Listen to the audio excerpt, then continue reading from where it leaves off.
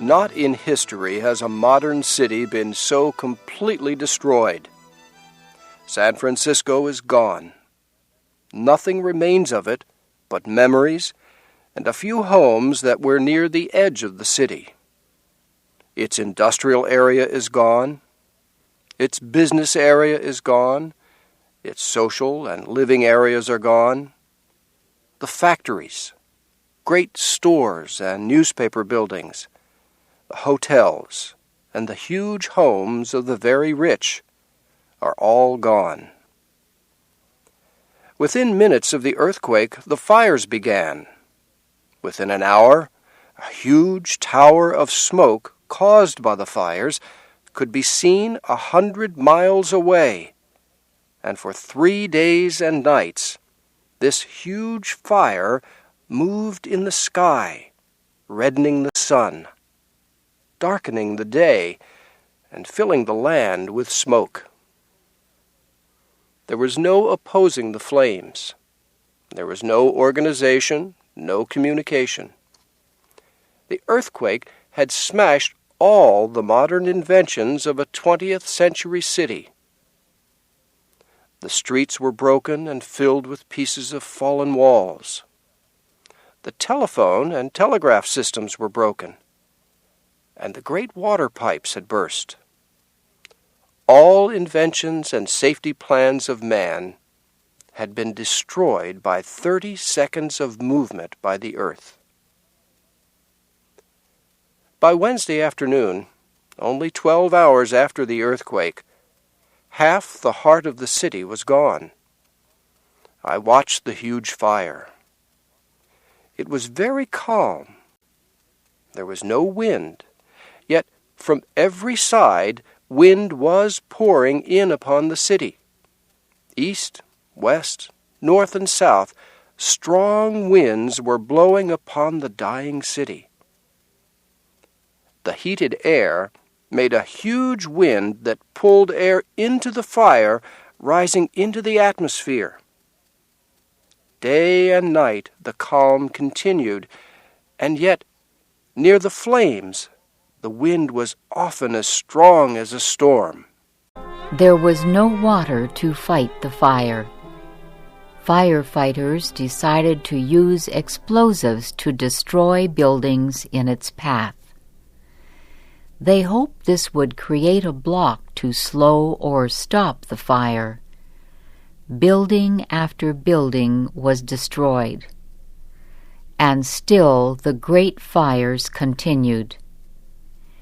Jack London told how people tried to save some of their possessions from the fire. Wednesday night, the whole city crashed and roared into ruin, yet the city was quiet. There were no crowds. There was no shouting and yelling. There was no disorder. I passed Wednesday night in the path of the fire. In all those terrible hours, I saw not one woman who cried, not one man who was excited, not one person who caused trouble. Throughout the night, tens of thousands of homeless ones fled the fire. Some were wrapped in blankets. Others carried bedding and dear household treasures.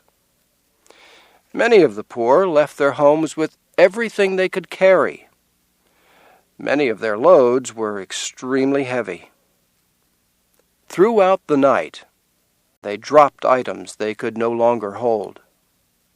They left on the street clothing and treasures they had carried for miles. Many carried large boxes called trunks. They held on to these the longest. It was a hard night, and the hills of San Francisco are steep, and up these hills, mile after mile, were the trunks dragged.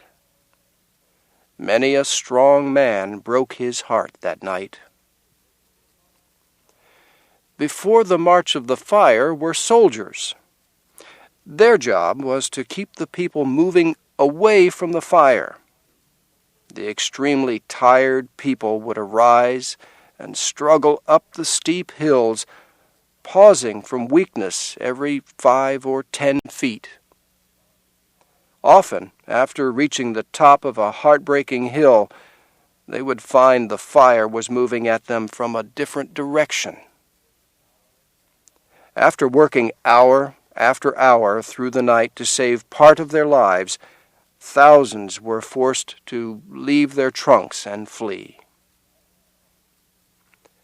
At night, I walked down through the very heart of the city. I walked through mile after mile of beautiful buildings. Here was no fire. All was in perfect order. The police patrolled the streets, and yet it was all doomed, all of it. There was no water. The explosives were almost used up, and 2 huge fires were coming toward this part of the city from different directions. 4 hours later, I walked through this same part of the city. Everything still stood as before, and yet there was a change. A rain of ashes was falling. The police had been withdrawn. There were no firemen, no fire engines, and no men using explosives.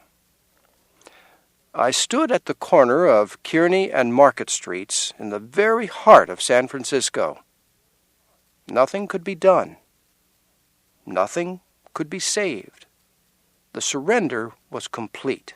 It was impossible to guess where the fire would move next. In the early evening, I passed through Union Square. It was packed with refugees. Thousands of them had gone to bed on the grass. Government tents had been set up. Food was being cooked, and the refugees were lining up for free meals. Late that night, I passed Union Square again. 3 sides of the square were in flames. The square with mountains of trunks was deserted. The troops, refugees, and all had retreated. The next morning, I sat in front of a home on San Francisco's famous Nob Hill. With me sat Japanese, Italians, Chinese, and Negroes. All about were the huge homes of the very rich. To the east and south of us were advancing 2 huge walls of fire. I went inside one house and talked to the owner. He smiled and said the earthquake had destroyed everything he owned. All he had left was his beautiful house. He looked at me and said, "The fire will be here in 15 minutes." Outside the house, the troops were falling back and forcing the refugees ahead of them. From every side came the roaring of flames, the crashing of walls, and the sound of explosives. Day was trying to dawn through the heavy smoke. A sickly light was creeping over the face of things. When the sun broke through the smoke, it was blood red and small. The smoke changed color from red to rose to purple. I walked past the broken dome of the City Hall building. This part of the city was already a waste of smoking ruins. Here and there through the smoke came a few men and women. It was like the meeting of a few survivors the day after the world ended. The huge fires continued to burn on. Nothing could stop them. Mr. London walked from place to place in the city, watching the huge fires destroy the city. Nothing could be done to halt the firestorm.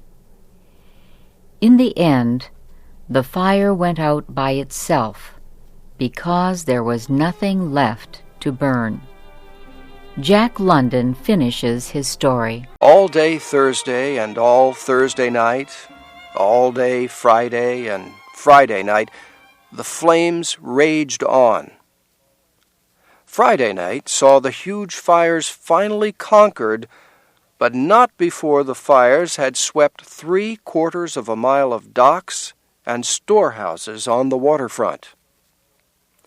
San Francisco at the present time is like the center of a volcano. Around this volcano are tens of thousands of refugees. All the surrounding cities and towns are jammed with the homeless ones. The refugees were carried free by the railroads to any place they wished to go. It is said that more than 100,000 people have left the peninsula on which San Francisco stood. The government has control of the situation, and thanks to the immediate relief given by the whole United States, there is no lack of food. The bankers and businessmen have already begun making the necessary plans to rebuild this once beautiful city of San Francisco.